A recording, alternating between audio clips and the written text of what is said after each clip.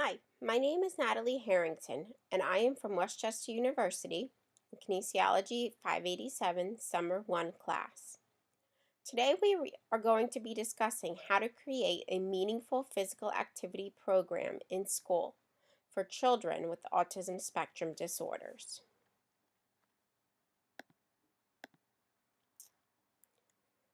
First, we're going to go over what is really autism. Even though we're all in this class, we're all learning about autism spectrum disorders and how to teach children with autism.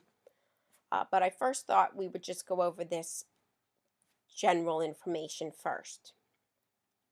Autism is an umbrella term for a wide spectrum of disorders referred to as PDD, or persuasive development disorders. The term PDD and ASD are used interchangeably. They are a group of neurobiological disorders that affect a child's ability to interact, communicate, relate, play, imagine, and learn. These disorders not only affect how the brain develops and works, but may also be related to gastrointestinal or metabolic problems. Signs and symptoms are seen in early childhood. The term spectrum is important to understanding autism because there's a wide range of intensity, symptoms, behaviors, types of disorders, and considerable individual variation. Autism is not a cookie-cutter term. There is not one child with autism is not like any other child with autism. Children with ASD show repetitive behaviors and distresses over changes, as in the case of many with classic autism. On the other end of the spectrum are children with higher functioning form of autism, who may have unusual social, language, and play skills, such as Asperger's syndrome. The autism spectrum consists of the following disorders. It is autistic disorder or classic autism, Rett's disorder or Rett syndrome, childhood degenerative disorder, Asperger's disorder or Asperger's syndrome, and persuasive developmental disorder not otherwise specified, or PDD-NOS. So the CDC estimates that 1 out of every 59 children in the United States has an autism spectrum disorder. The ratio used to be 1 out of 88 children had autism, but now it's increased to 1 in 59 children. According to the DSM, autism can be detected as young as 18 months. Now you have to have the DSM diagnosis of autism and what classifies autism in order to be considered an individual with autism. You need to have deficits in communication, deficits in social skills, and repetitive behavior patterns. Now, many children with autism have difficulties in the physical education class, and they may have class with 30 other students that are integrated and included with a general education class. So phys ed could be extremely overwhelming for children with autism. Let's look at some facts here on this video.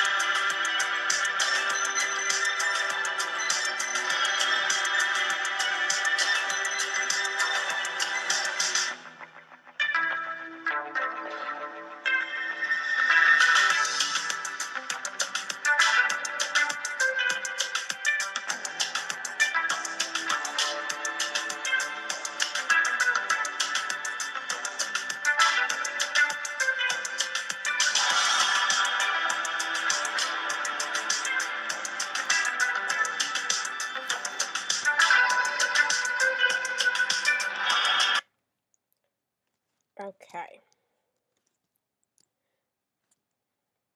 So as you can see, children with autism have many difficulties in a physical education class. We need to figure out how to make it more meaningful. Now, first we need to discuss, what does meaningful mean? Typically, if something is meaningful, that means that something needs to be important and to have value.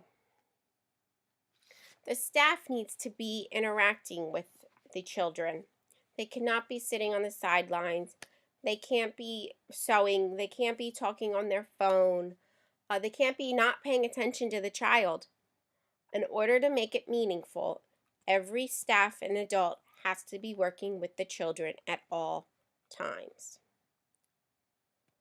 Also, to make something meaningful, to make the class meaningful, many parents opt for an adaptive physical education class. Now, this means that it's just their class, may say a class of 8 students who were in the gym at one time, instead of being included with the general education class of, say, 25 other students. That helps make class more meaningful. That way, the students can get more individualized instruction to meet their daily needs.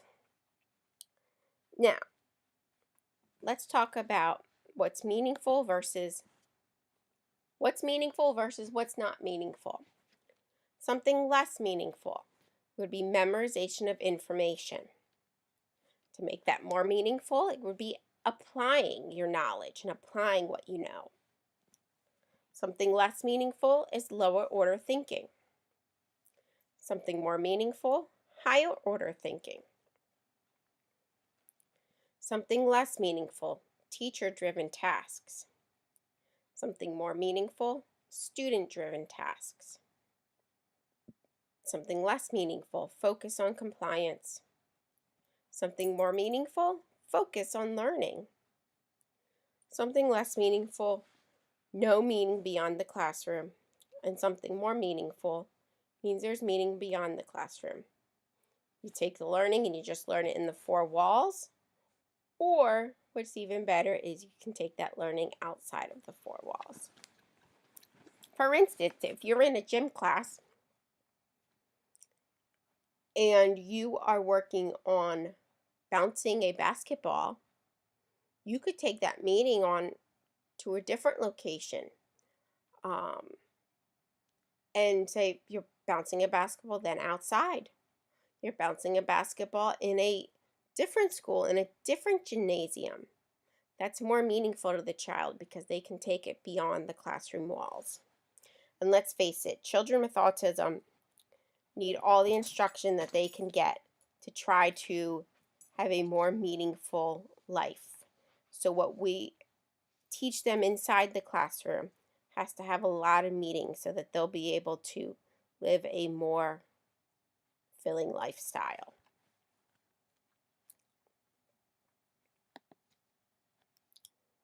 So, most students with autism are most successful in highly structured and organized environments. Students with autism need visual cues, they need schedules, and they need routines. The schedules help them predict activities. The routines know what's expected of them at all times. And having visual cues, schedules, and routines helps them understand their behavioral expectations and how they should act. Some students, I hate to use the word, but it's programmed. Some students get programmed in the routine. They just know what comes next. They know what's expected of them, and they know how to act. Then they will know how to respond appropriately. Not just children with autism, but all children really run on schedules and routines. And that's what helps them be successful in school.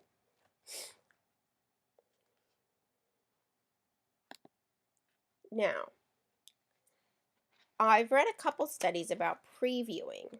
Now, this was taken from Grenier and Pat Yaden in 2011.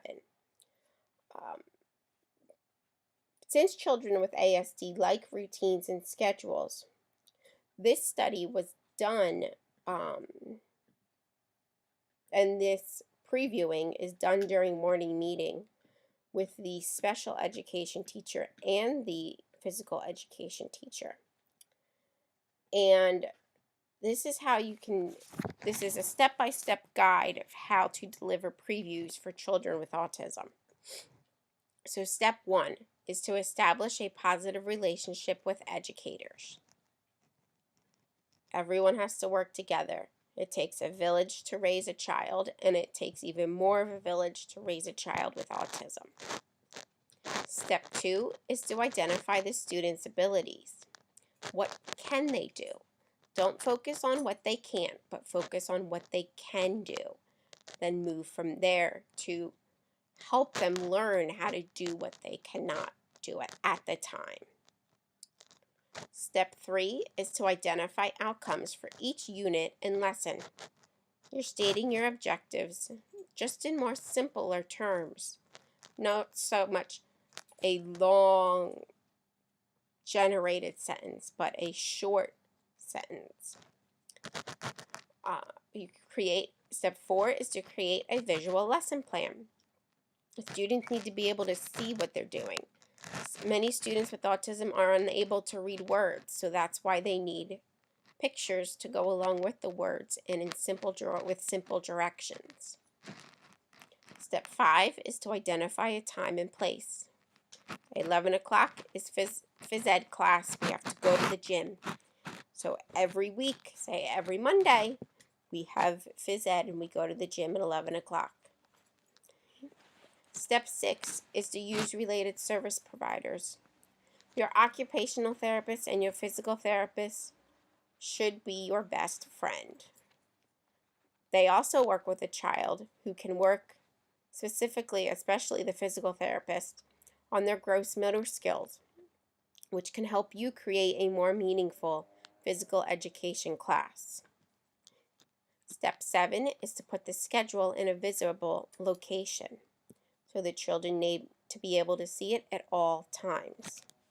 Again, your schedule has pictures, not just words. And step 8, you assess teacher practices. Is what you're doing and how you're teaching, is it making physical education class meaningful to the students? If it's not, then you need to rethink how you're teaching and presenting it to the students to make it more meaningful.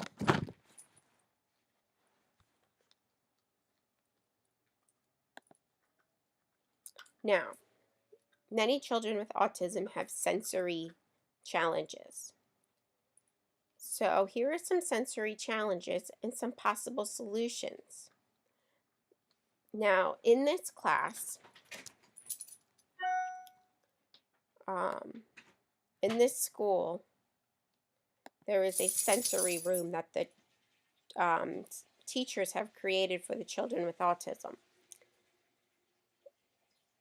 And this sensory room can help you create a meaningful physical education class. You can take what they're doing in this room and apply it to the gym, for instance. Let's take a peek.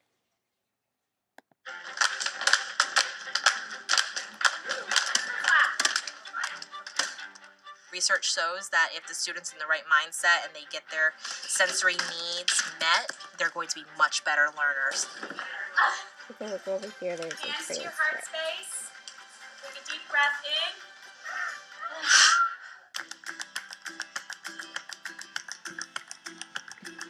The sensory room is probably my most important piece of the day. Students go to the sensory room in order to calm their bodies and get all the emotions out and stabilize themselves so they're ready to learn and they're happy. When we designed the sensory room, we actually took the entire room apart. We carpeted the floor so that we could absorb some of the sound. We put the shades on the ceiling to change the light, so when they walk in that room, they feel the change. My class specifically, we utilize the room once a day for a 30-minute break. First thing that they do is go on the ball and they bounce to a metronome. It's really a way to ground them into the space and give them some sensory input before we have them go out into the room. We're going to do our rotation now, okay? So there's different stations in the sensory room, and some of my students love specific stations. One in particular loves the punching bag and the ropes. He's able to get all that anger and frustration out, so that calms him down. Whereas another student, I know he needs calming movements, so he's on the swing going back and forth. Another area in the room is the crash pad. You will see students that have sensory issues bump into walls, bang their head. So what we've created is a safe space to crash into. And then there's the light wall. You could use your hands, you could use your feet. There's different games that are programmed on there. Yes, good girl. We also work on balance and coordination. The walking path works on all of those, and they have to right themselves, correct their body in space. We have 10-pound slam balls. Some students just need to come in, pick something heavy up, and throw it. That's the essence of a sensory room. You're putting materials in there that are appropriate, so a student's not throwing a chair. And at the end, when they finish with their stations, they lay on the floor and they're squished. So everything that we do in there is predictable. There's a set sequence. We're all done with sensory room. We're going to walk back to our class. So after the sensory room, they're able to focus more. They're quieter and their hands are to themselves, and they're able to listen to my directions. We're here, we came from the sensory room, we're ready to learn. How does the sensory room make you feel? Happy.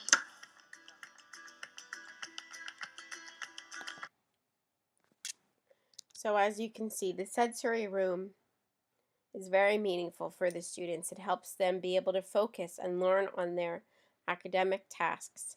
And they can take sensory breaks to help them regain their focus. A lot of the things that they use in the sensory room, you could be working on in the physical education class, in the gym. You could be working on balancing. You could be working on throwing. You could be working on following directions and learning how to communicate. These things make PE class more meaningful to a child with autism. Now, there are 3 topics that a physical education class should cover to make PE class more meaningful for the students with autism. According to the article, Effects of Physical Exercise on Autism Spectrum Disorders, a meta-analysis, students with autism benefit from having individualized instruction rather than group instruction for motor skills. Now, for motor skills, you should have one-on-one instruction to focus on the gross motor movements, such as kicking, throwing, bouncing, running.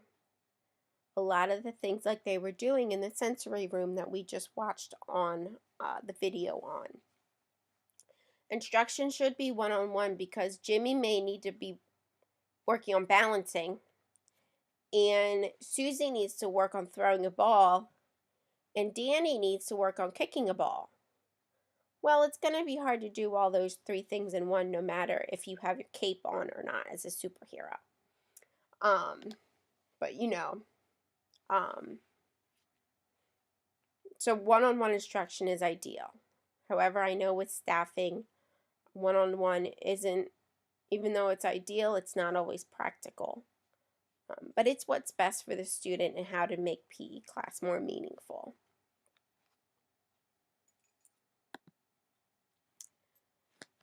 Another part of PE class that you should have is to have social skills instruction. For social skills, you should have a small group of 2 to 4 students. Social skills can include how to participate in a group, how to interact with others, take turns, etc. There was a study conducted by Chin Young Pan who determined that students with ASD were less active than their typical functioning peers. In order to have students with ASD be more active in PE class and to have class be more meaningful, they need to be in a small group of 2 to 4 students with at least one staff member who is overseeing the group. This way, There is no reason why the students with ASD are not participating. Now, you may be wondering, how do you teach this? How do you teach social skills?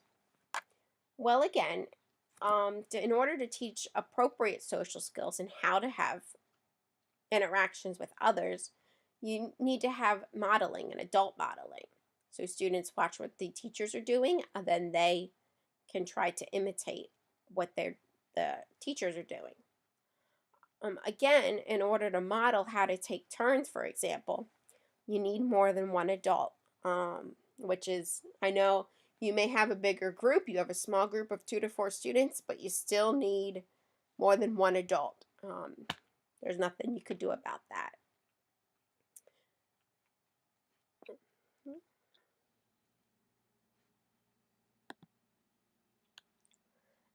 And the last thing that you could have to make PE class more meaningful for students with ASD is to have communication skills.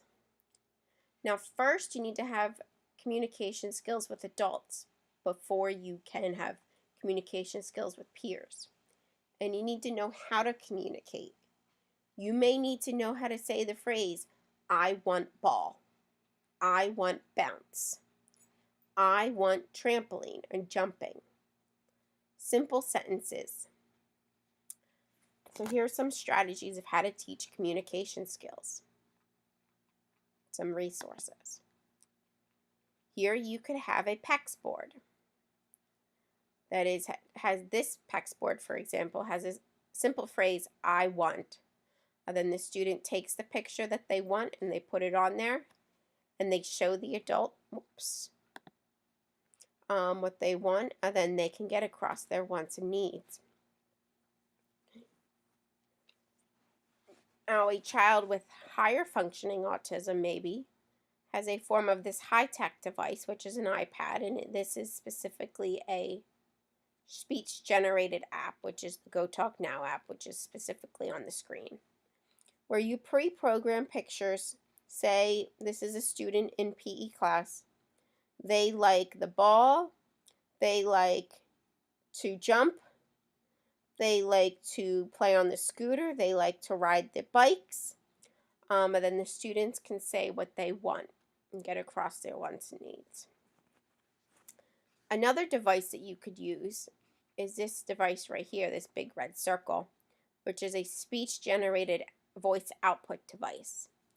So you program what you want the device to say. You could say, I want ball. And then the student can hit the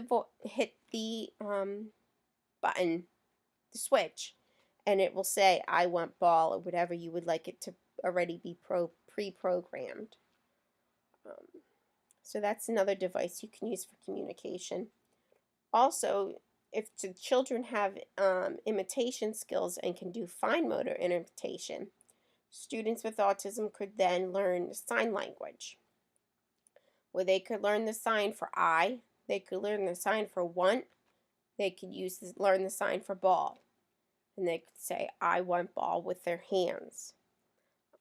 The only thing with these devices is that you always have to have it with you. Now, the one thing about sign language is that you always have your hands with you and you can always talk with your hands. Those are the big pros and cons versus assistive technology versus sign language. Either way, again, the child has to learn how to communicate by themselves with an adult before they can communicate with their peers. So that's why it's important to work one-on-one with the students for communication to get across their wants and needs. Because unfortunately, if students can't get across their wants and needs, they will have more behavioral deficits than a student who can get across their wants and needs. Again, this is why it's so important for every staff member to be working with the children during PE class and during all times of the day. It takes a village to raise a child, remember.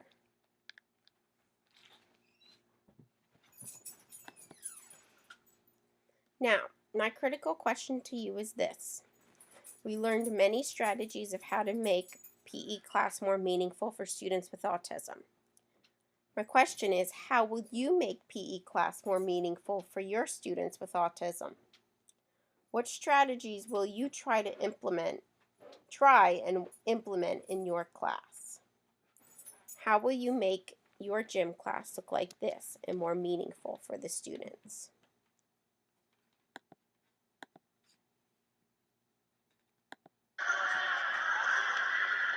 How will you make it look like this? Alright, so now this is what we're gonna do, okay? One more time. As you see, teachers and adults are working one-on-one with the student. One student is learning imitation skills and gross motor skills. Looks like another child has a weighted vest. Another child is learning how to hop from spots, how to scoot across the floor.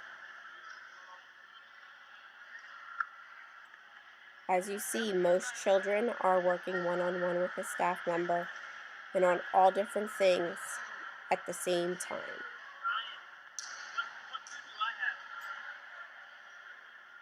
Okay. So again, how will you make your class of children with autism? How will you make their PE class more meaningful for them?